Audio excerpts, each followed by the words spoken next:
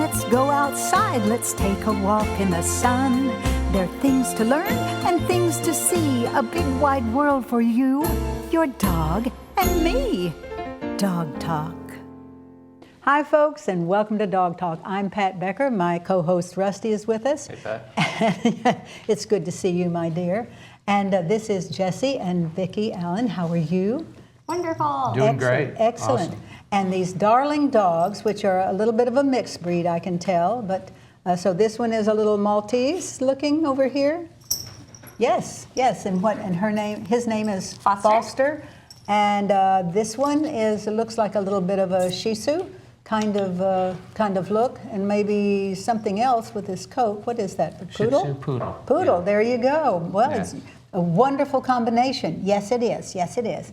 So you all have made the dogs of the week, and you are the handlers of the week, and we are so appreciative that you're here. So tell us about these dogs. Well, let's see. Ruthie, she is a little over 6 years old. She started doing agility training about 3.5 years ago, and she typically really loves to go. And she does a few tricks. She likes to bark on command and do down and that type of stuff. Wow. And well, how about Foster? This is Foster. He is, I think, around 4 or 5. He does agility as well. He is from Lubbock, Texas. So he was born and raised there. And he is a Maltese, 3/4 Maltese, and a 4th Shih Tzu. Oh, there you go. And Ruthie is going, excuse me, I want the photographer to get back on me, because when we went over there to her brother, she said, I want the first look here. So where did you all get these dogs? Well, let's see. Ruthie was born and raised in Refugio, Texas, which is south of Houston. And one of our friends had a litter of pups, and we went and looked, and we picked Ruthie. And she's actually named after Ruth in the Bible. That's where the name comes from. Perfect. How perfect is that? What a blessing for her. That is excellent. And then Foster, you got from Texas also? Yeah, he's from Lubbock, Texas. I don't really know about him. He's actually belongs to my son, but we've been taking care of him. Excellent. And while he's been with us, that's when we started him on agility about a little over a year ago. Yeah, and I was going to say, if you have watched Maltese at all, and this dog is a lot Maltese, the DNA you can tell, they are very faithful dogs, and they bond with their owners very closely, but they are very adaptable too. They make great family pets. And we have made them the dogs of the week. So we have for you guys a $100 gift certificate from A1 Pet Emporium. You go in there and buy some gifts for them. All right, and well, thank you we have very all much. kinds of good things to eat and good things to play with. Whoa. What is that? Wait a minute. Nobody told me that was going to be here. Look at that. Look at that. Look at that. Goodness gracious. Yes, you want that? Abby. He says, I think I'll take that. I got that, he said. Foster loves it. And thank you, Pat, for this gift certificate. Oh, thank you. Thank you for wonderful. bringing them in. Will you bring them back one day? Well, sure. Okay, Yeah, they'd because love when to they come back. do their agility and everything, and we'd like to see that too. Yes, look at Ruthie is still Ruthie's ready to go. focusing on Yeah. our producer. So we will take a break right now, guys, and we'll be right back. A1 Pet Emporium is Oklahoma's authority on healthy nutrition for dogs and cats. Quality does not have to cost more, and we only have the best. If your pet suffers from allergies, digestive issues, skin infections, or hair loss, it may be the result of their diet. A1 Pet Emporium can help. We offer pet portraits monthly, adorable rescue animals every Saturday from noon to 4, and free dog and cat food samples. Locally owned and operated, we want to be your neighborhood pet store. What fun. Our lawyer friend is here today, and she's going to give us all the information. Nicole, how are you? I'm great, Pat. How are you? Well, it's so good to see you because there's so many issues. When you're not on, I get a lot of calls, a lot of emails that give me questions that I can't answer.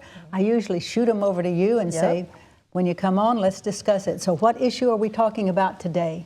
Well, it's something that I'm sure, unfortunately, comes up a lot, but it's one of those things that most people don't think about until something happens, which is unfortunate, which is what happens when your dog bites somebody else.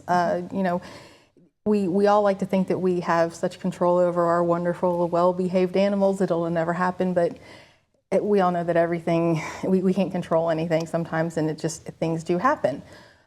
So I think the important thing to remember, and being the organized person that I am, or try to be, I came up with a little bit of an acronym to give some people advice, which is IPC. I want you to be informed, I want you to be prepared, and I want you to be cooperative. So the informed starts beforehand.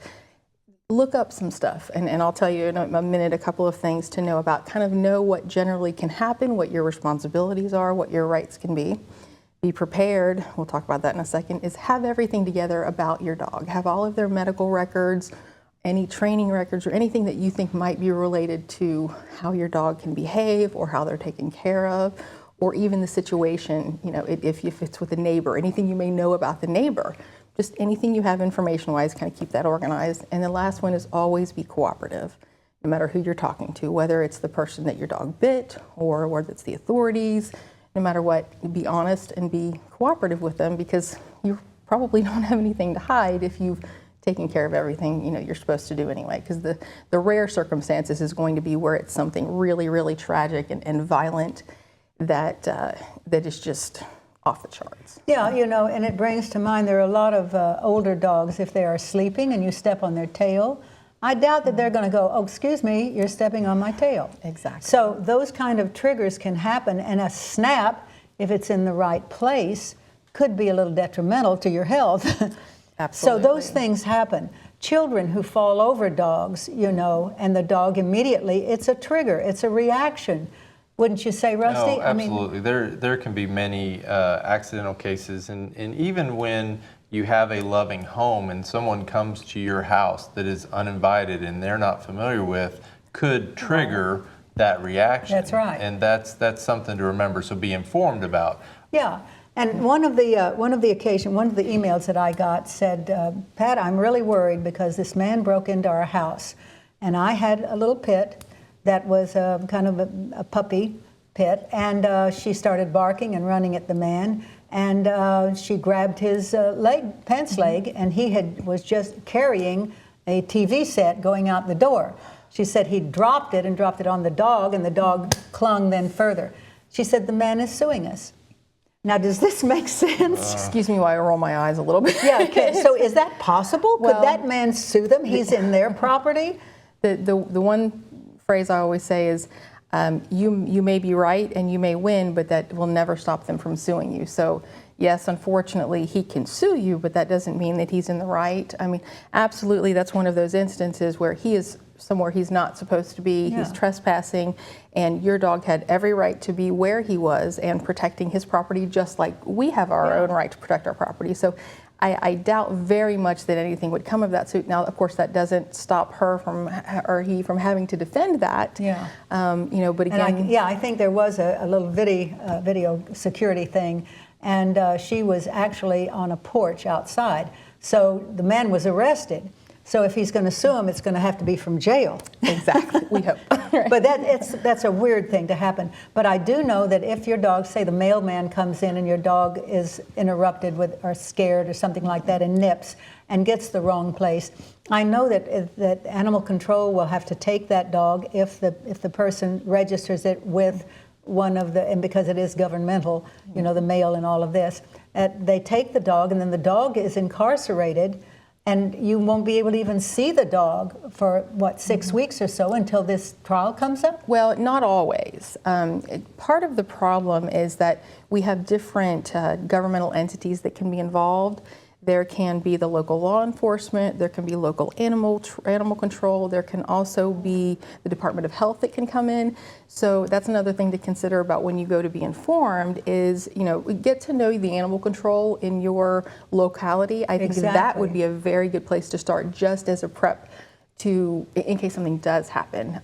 But knowing the basic ins and outs, generally speaking, from the State Department of Health, which is the ones who would control the quarantine purpose for medical purposes, they would require that the dog be put into a quarantine situation either at a vet's office or at the shelter, depending on the circumstances, for 10 days to ensure that medically they don't have rabies, which goes back to being prepared and having any of your vaccination records and things like that. Have all of those records handy. Exactly. And I understand too that they can be placed in house arrest. Yes, they can. And it kind of depends on the severity of the incident. If it's, as we were mentioning before, the rare one where it is just really tragic, there could be an instance where they are immediately taken and put in a shelter and held until everything's resolved. Or if it's something minor, they have no prior instances of this kind of behavior, and you have all of your records to say, listen, they're not a danger from a rabies perspective or anything like that, you can negotiate something where they could be under house arrest. So can I call a lawyer? Could I call you and say, hey, I need some help here? Absolutely. Calling a lawyer, as scary as it may sound, is never a bad idea. I'm always willing to answer a lot of basic questions, and a lot of times it's not necessarily you don't have to hire a lawyer. It's just get a little bit of advice or pointing in the right direction. A lot of times that's what I'll do with people is I'll just say, listen, you don't really have a case that we need to work on right now, but a little bit of information may help you, manage this for now. Exactly. And I know too that it takes a long time if the dog is incarcerated and there is some kind of conflict, that it comes up on the docket, so to speak, and that takes a while. It does, And don't you have to pay for your dog's incarceration? Yeah, depending on the circumstances, it can be very costly, which again is so hard to think about when you have people that don't have the means alone to handle anything. Well, take it to heart, folks. Have a plan, have all your records on your dog. Be sure and have a plan for when he's there alone by himself and that sort of thing. Nicole, thank you so much. It's always a pleasure. It's so informative. And we can get a hold of you at? You can get a hold of me at Maples, Nixon, Dieselhorst, and you can feel free to email me. That'd be the best way. It's Nicole, Nicole, at mndlawfirm.com. Let's do it. We're going to take a break, and we'll be right back. Hey, Dog Talk fans, make sure you join the conversation on social media. Just go to facebook.com/dogtalktv. We'd love to hear a story of your furry friend, so send us an email to pat@dogtalktv.com. You could be featured as our Dog of the Week. Now, enjoy the show. Rusty, I'd like to share an interview that I did with a veterinarian named Dr. Holden. Okay. He's been here, I guess, longer than most of the vets in this town. Wow. And a very, very neat, wonderful man, very experienced, very wise, and I really enjoyed it. So I'd like to share that with you. Look forward to watching it.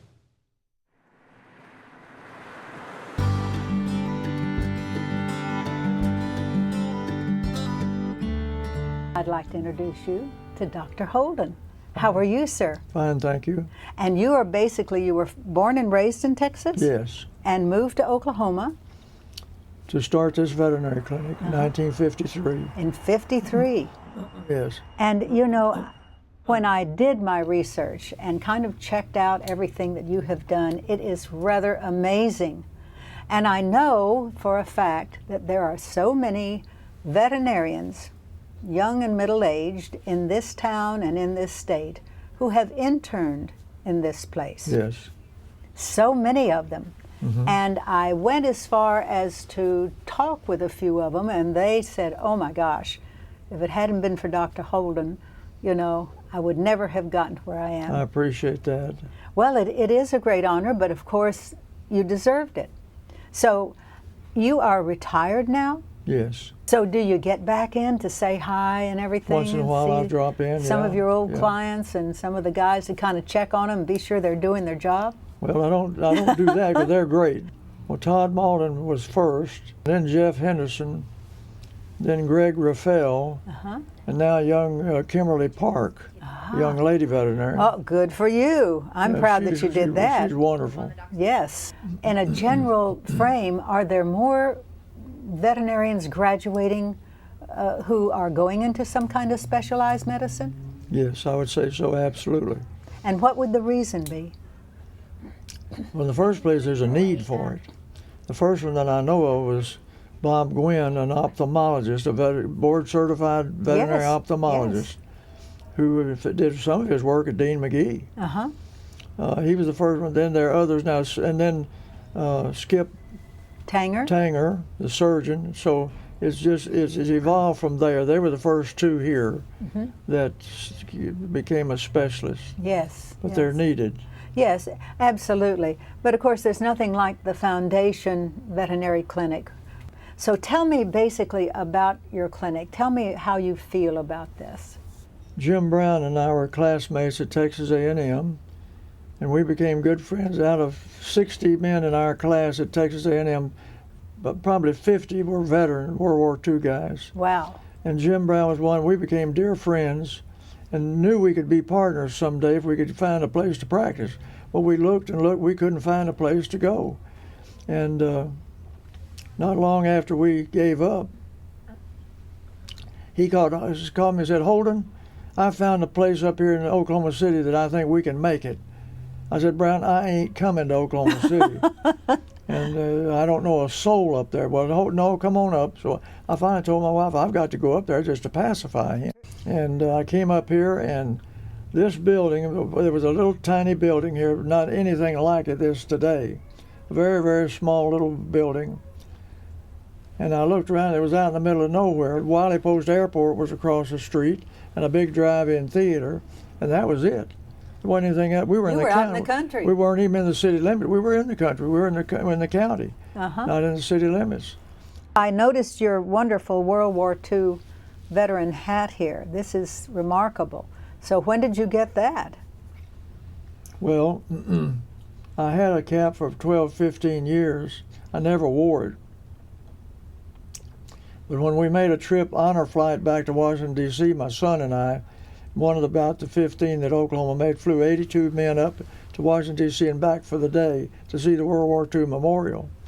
When we were there, they said, "Men, we've done a study of history books, and we found 4 pages in one book on World War II. Young people know nothing about World War II. They're not being taught anything about it. So please, when you get home, if you have a cap or a jacket, please start wearing it." Well, I'd had a cap. I never wore it. But after that, I started wearing my cap. And people do stop you and ask you questions now. Of course, of course. So talk to me about saving some of the animals that you have. Probably always the most dramatic thing was a dog that had swallowed some foreign object, and you had to go in and remove it. Wow. You had to diagnose it first, find it, and usually it showed up on an x-ray. But that was the most dramatic thing that we dealt with, was foreign bodies in animals. When we first started practicing, we didn't have good vaccines. Even the rabies vaccine was not that great. We always left a lump. Every time we vaccinated a dog, we'd leave a lump. Well, finally, though, the vaccines got good. Young people today would never see distemper, I don't think. But distemper was every day in here, just a plague. Wow. And but when they got good vaccines developed, that ended. It was wonderful. Distemper and hepatitis, those 2 things.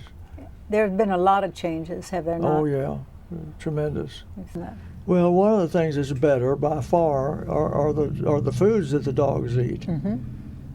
That's improved immeasurably compared to what it started out.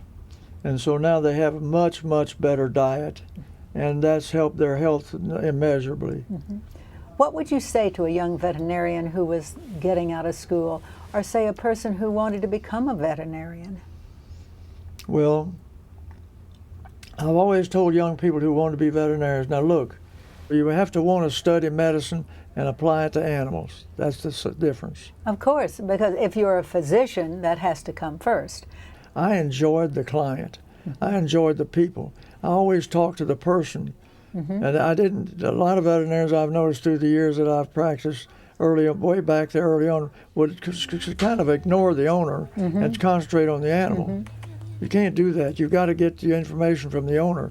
You've got to get the history of the problem from the owner. So I always enjoyed the owner, and then I'd go to the animal and go from there, from the owner to the animal. Exactly. But sometimes maybe we were overwhelmed in our day because we didn't have enough veterinarians, I guess. We had to treat everything, every domestic animal, horses, cattle. So you were not just a small animal clinic at that time? No, we were not. So when did you start just doing the small animal? One day Jim Brown and I went out to operate on a horse, and there was a pulley that led the horse into the stall where it was going to stay. Good Lord. A padded stall. So the horse was hooked up to that trolley, and half asleep came in the stall. And when it got in the stall, Brown, I looked up, and here came Jim Brown and the fellow who was helping us operate on the horse, running ahead of the horse. The horse was trying to get in off that pulley. Oh, my It was gosh. half asleep still. Yes. Well, it gets in the stall and falls. And Brown, I'm down on the floor with my head ducked under, and I can hear those hooves hitting over my head. Wow. When I got up and stood up outside the stall, I could hardly get my breath. I was just so exhausted from the struggling trying to get out of that stall. When I could get my breath, I said, Brown, I've just made my last call to treat a horse or a cow. This is it. I'm going back to the clinic and I'm staying there. I'm not going to do this again. Good decision. I think from my standpoint, what we enjoy the most, I think, and maybe accomplish the most is to take care of the animals, of course, and their problems, but also to teach young veterinarians about veterinary medicine and also the owners of the animals how to take care of them and how important it is to watch for certain things and to observe certain things that they do and don't do. And I think that's one of the things that we accomplish the most. Well, we thank you so much for chatting with us. It's just been super. And just know how grateful everybody is in this town for the things that you have done. A remarkable man. So what do we have next? Sherri Lanier will be here after the break. Barking Dog Bakery. I'm for that. A1 Pet Emporium is Oklahoma's authority on healthy nutrition for dogs and cats. Quality does not have to cost more, and we only have the best. If your pet suffers from allergies, digestive issues, skin infections, or hair loss, it may be the result of their diet. A1 Pet Emporium can help. We offer pet portraits monthly, adorable rescue animals every Saturday from noon to 4, and free dog and cat food samples. Locally owned and operated, we want to be your neighborhood pet store. Sherri, is it always good to see you? Thank you for coming. Everybody will know Sherri Lanier from the Barking Dog Bakery. And you know, it is a wonderful facility that you have there. The whole bakery atmosphere is so good. But you've got other things too, don't you? Sure. What kind of other things? Describe your store for me. The store as a whole is we're focusing on every internal need, every external need, and address that, whether it be treat related, nutritionally, and then going to their physical body. Just be a nice little balance for the whole process of maintaining their health, short and long term. And you've got other things in your store too, don't you? We do. We have boutique-y things, kind of the nicer long-term type things in the store. We've got a whole lot of dog beds and that was my son. And then we Little nice costumes quality. And things to wear. You bet. Little treats to eat. I see. How wonderful is that? And there's cookie. Oh, the cookies and everything are just wonderful. Yeah, it is the environment, whole environment is so friendly. And I know when I go in there, the ladies that you have that help you are so gracious and nice. I just really love it. My dog loves to go in there too. Well, thank you. It's a fun environment for everyone to come together equal-minded. Well, and it's a one-stop shop because you Amen. can get collars, you can get food, you can get treats, you can get all pictures, you can get all kinds of things. And I love the way that you make your cookies and make your all your bakery things. It's all from scratch, isn't it? It is. Everything's from scratch, and we focus on if there's special diets, special needs in their diets, we focus on that. Mm-hmm. And I guess the dogs really love it. Everybody that comes in there, there's one little bowl that has a take your treat or something, and you can just take one and give it to your dog. And the birthday cakes and everything that you make are so extraordinary. Well, thank you. It needs to be aesthetically appealing, for the dog, and obviously the dog's going to love it. Be aesthetical for the family to enjoy it. I know that people come there sometimes and have parties too. For their dogs, and then buy party items that they can have little gatherings and things, and that's pretty cool. We have a lot of that. We do. We even get to have human birthday parties in the store. We get to have dog birthday parties in the store. So it's a fun time to join together. It really is, and a great store. And that's located where?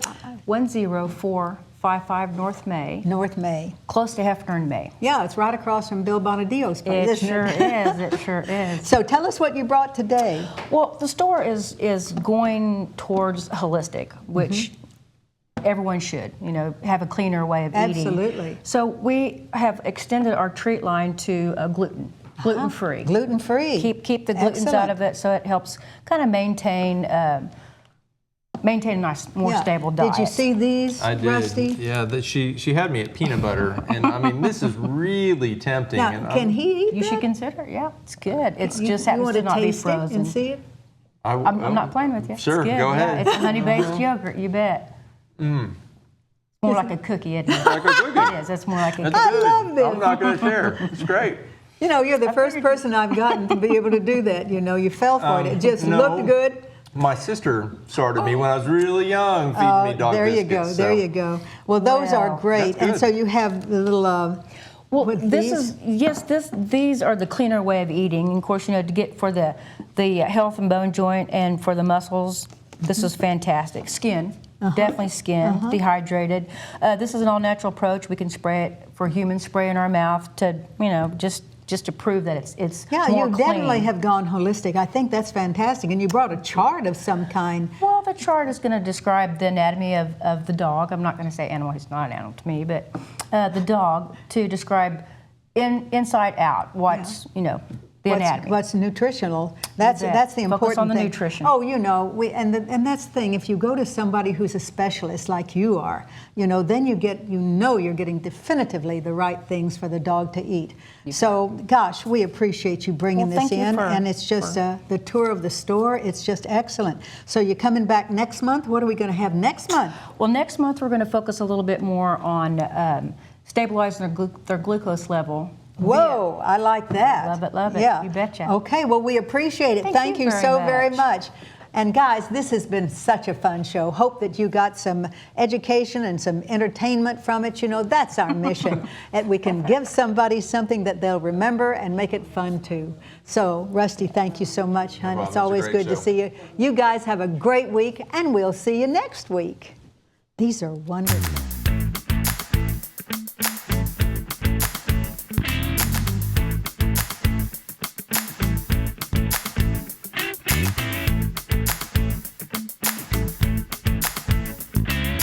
Dogs. We're talking about dogs.